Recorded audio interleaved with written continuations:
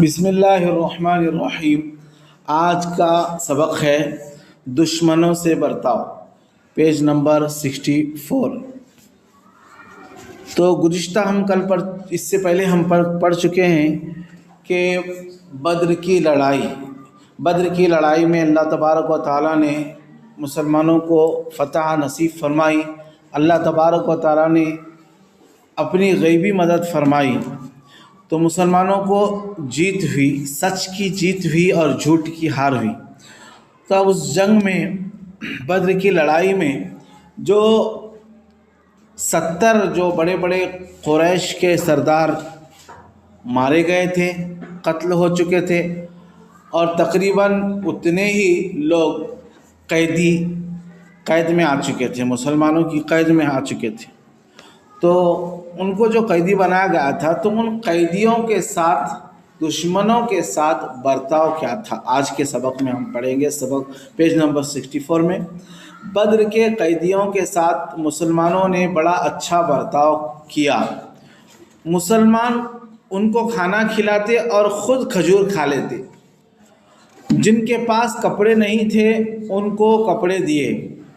कैदियों में एक शख्स सुहेल इब्ने उमर पकड़ कर आया था। ये बड़ा ज़ोर आवर मुकर्रिर था, यानी अच्छा यानी मुकर्रिर था, अच्छा मुकर्रिर था, यानी तकरीर करता था तो लोगों को उसका असर बहुत होता था। ये ज़ोर आवर मुकर्रिर था। आम मजमों में मुसलमानों के ख़िलाफ़ तकरीरें करता और लोगों को उभारता था। बाद सहाबा ने कहा, या रसूलल्लाह, इसके दांत उखड़वा लीजिए कि फिर इस तरह बोल न सके। आप सल्लल्लाहु अलैहि वसल्लम ने इस राय को नापसंद फरमाया और फरमाया कि अगर मैं इसके जिस्म का कोई हिस्सा बिगाड़ दूंगा, गो मैं नबी हूँ, मगर खुदा इसके बदले में मेरे जिस्म का भी कोई हिस्सा बिगाड़ देगा। बाज़ पुरजोश सहाबा रज़ी अल्लाह अन्हुम ने चाहते थे कि इन कैदियों को कत्ल कर दिया जाए, मगर आप सल्लल्लाहु अलैहि वसल्लम ने इनकी बात भी न मानी और ये तय किया कि इनमें जो अमीर हैं, यानी जो मालदार हैं, वो फ़िदिया देकर छूट जाएं। फ़िदिया यानी उसके बदल में कोई रकम जो मुकर्रर है वो देकर छूट जाए, उनको फ़िदिया लेकर छोड़ दिया जाए। और जो गरीब हों, फ़िदिया न दे सकते हों लेकिन लिखना पढ़ना जानते हों, वो 10 मुसलमान बच्चों को लिखना पढ़ना सिखा दें, और जो ये भी नहीं जानता वो खुदा की राह में आज़ाद कर दिया गया। देखो, बद्र की कैदियों में, अब हम सीरतुल मुस्तफ़ा की बात हम करेंगे, दूसरी किताब की। बद्र के कैदियों के सिलसिले में अल्लाह के नबी सल्लल्लाहु अलैहि वसल्लम ने सहाबा रज़ी अल्लाह अन्हुम अजमईन से मशवरा फरमाया कि क्या किया जाए।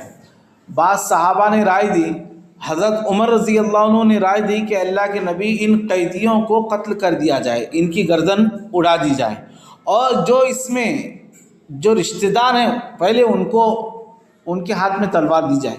हज़रत अली रज़ी अल्लाह अन्हु को हुक्म दिया जाए कि वो उनके भाई व अकील को कत्ल करें। मुझे हुक्म दिया जाए कि मैं अपने रिश्तेदारों की गर्दन उड़ा दूं। तो इस तरह से जो कैदी हैं उनको कत्ल किया जाए, ये हज़रत उमर रज़ी अल्लाह अन्हु की राय थी। फिर अल्लाह के नबी सल्लल्लाहु अलैहि वसल्लम ने और सहाबा से मशवरा तलब फरमाया, तो हज़रत उमर रज़ी अल्लाह अन्हु ने राय दी कि अल्लाह के नबी, इनको फ़िदिया लेकर छोड़ दिया जाए। क्यों? ताकि हो सकता है कि इनके आने वाली नस्लें या ये खुद ईमान लेकर आएँ, तो इनको छोड़ दिया जाए। तो अल्लाह के नबी सल्लल्लाहु अलैहि वसल्लम ने, अक्सर सहाबा ने छोड़ देने, फ़िदिया लेकर छोड़ने की राय दी, तो अल्लाह के नबी सल्लल्लाहु अलैहि वसल्लम ने इस राय को पसंद फरमाया और सारे कैदियों को फ़िदिया लेकर छोड़ दिया गया। अब आगे सबक किताब में, बदर की जीत ने मुसलमानों की किस्मत का पासा पलट दिया। अब वो सिर्फ़ एक मज़हब और एक इलाही निज़ाम के दाई ही नहीं थे, बल्कि एक उठती हुई सियासी क़ुव्वत थे। جن کا مقصد نہ صرف عرب کی چھوٹی چھوٹی سینکڑوں بے نظام ریاستوں کی جگہ ایک مضبوط اور باقاعدہ حکومت کھڑی کرنا، بلکہ قیصر و کسریٰ کی ظالمانہ حکومت کو مٹا کر دنیا میں عدل و انصاف اور برابری اور مساوات کی سلطنت قائم کرنا تھا۔ دیکھو اس کا میں مطلب سمجھا دیتا ہوں، یہ شاید کسی کی سمجھ میں نہ آیا ہو کہ صحابہ رضی اللہ عنہم کا یا اللہ کے نبی صلی اللہ علیہ وسلم کا مقصد کیا تھا۔ ان کا مقصد صرف ایک نظام کو قائم کرنا، صرف عرب میں یہ مقصد نہیں تھا، بلکہ جو قیصر و کسریٰ کی ظالمانہ حکومت ہے، یعنی اس وقت کی سپر پاور طاقت تھی وہ قیصر و کسریٰ کی، اس وقت سپر پاور ظالم طاقت تھی، تو اس کو مٹا کر عدل اور انصاف قائم کرنا یہ صحابہ اللہ کے نبی صلی اللہ علیہ وسلم کا مقصد تھا، یعنی کسی پر ظلم نہ ہو، سب کو انصاف ملے، یہ اللہ کے نبی صلی اللہ علیہ وسلم کا مقصد تھا اور صحابہ کا مقصد تھا۔ اب کتاب میں دیکھو، قریش کا بڑا زور ٹوٹ گیا، یعنی قریش کی بڑی طاقت کیا ہو گئی؟ ختم ہو گئی، ٹوٹ گئی۔ مکے کے اکثر رئیس مارے گئے، مکے کے بڑے بڑے لوگ مارے گئے، ان کی جگہ اب سب کا رئیس ابو سفیان بنا۔ اس فتح نے، یعنی بدر کی فتح نے منافقوں کے دل بھی دھڑکا دیے، ان کو بھی پتہ چل گیا کہ اب ترازو کا کون سا پلڑا بھاری ہو رہا ہے۔ ادھر یہود بھی ہوشیار ہو گئے کہ ان کو یہ ڈر ہونے لگا کہ اب جلد ہی اس نئی طاقت کا سر کچل نہ دیا گیا تو ان کا کہیں ٹھکانہ نہیں ہے۔ بدر کا انتقام۔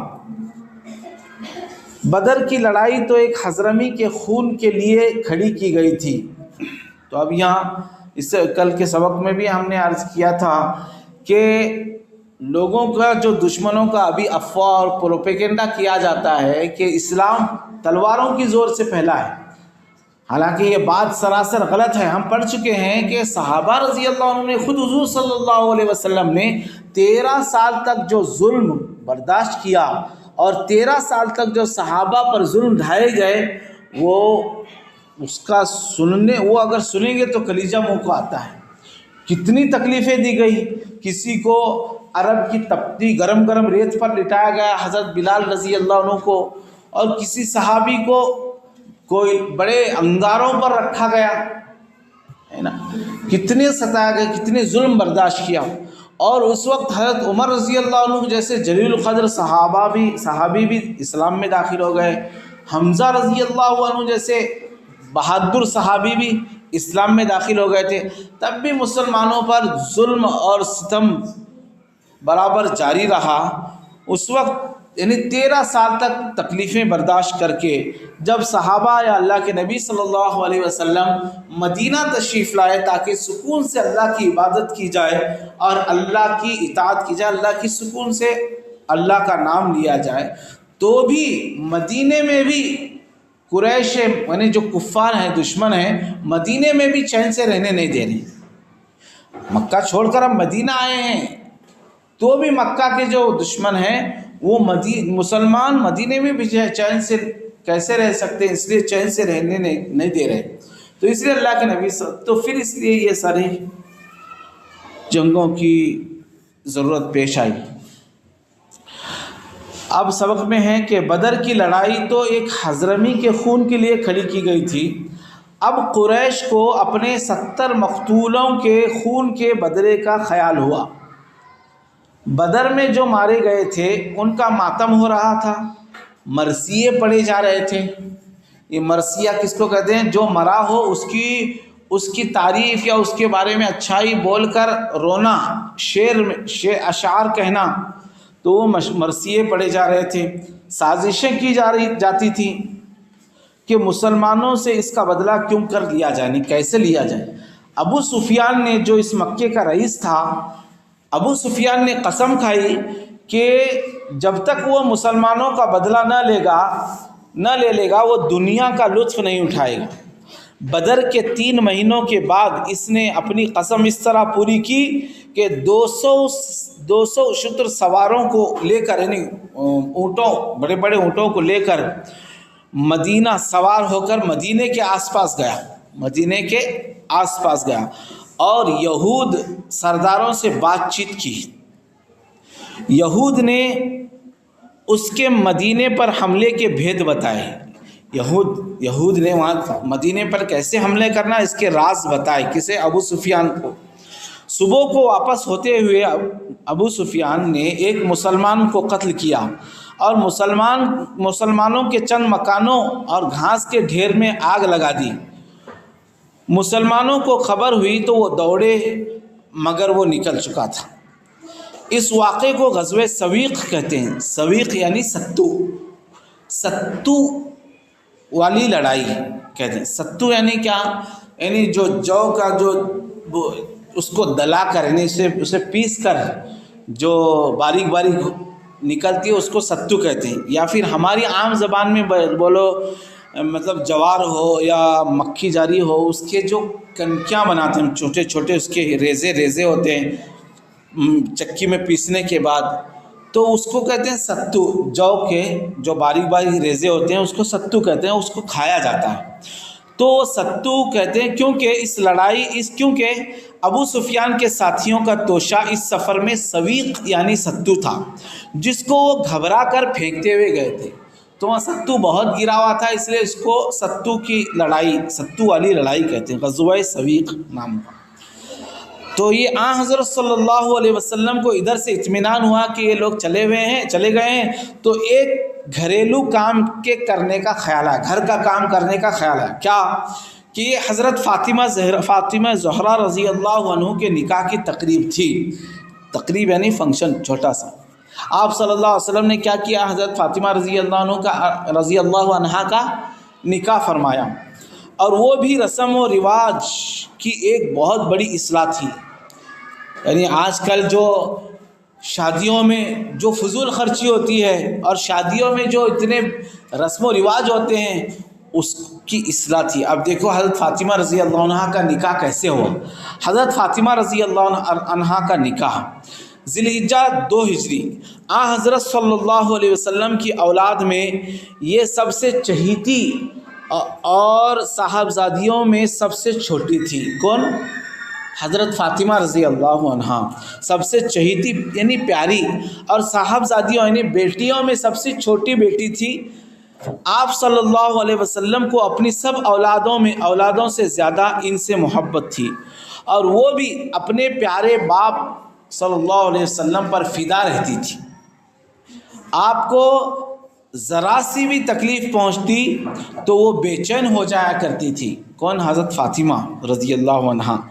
نیکی اور پاکیزگی میں اپنی مثال نہیں رکھتی تھی. یعنی یہاں نیکی اور پاکیزگی میں نیک ہونے میں اور پاکیزگی میں ان کے برابر کا کوئی نہیں تھا.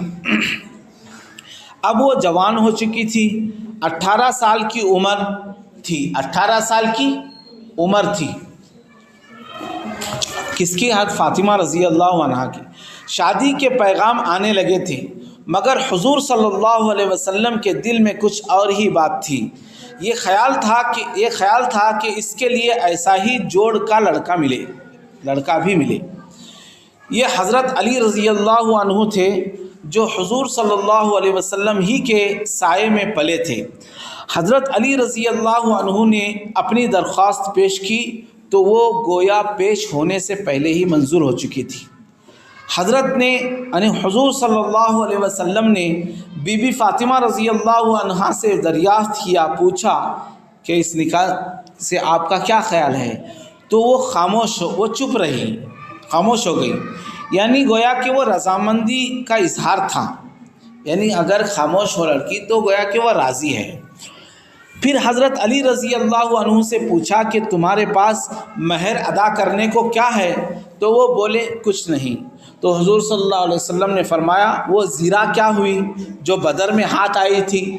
زیرہ یعنی جنگ میں جو لوہے کی کوچ یا لوہے کی چیز پہنتے ہیں. لوہے کا زیرہ یعنی ڈھال یا کوچ جو پہنتے ہیں اس کی وجہ سے تلوار کا اثر نہیں ہوتا بدن پر.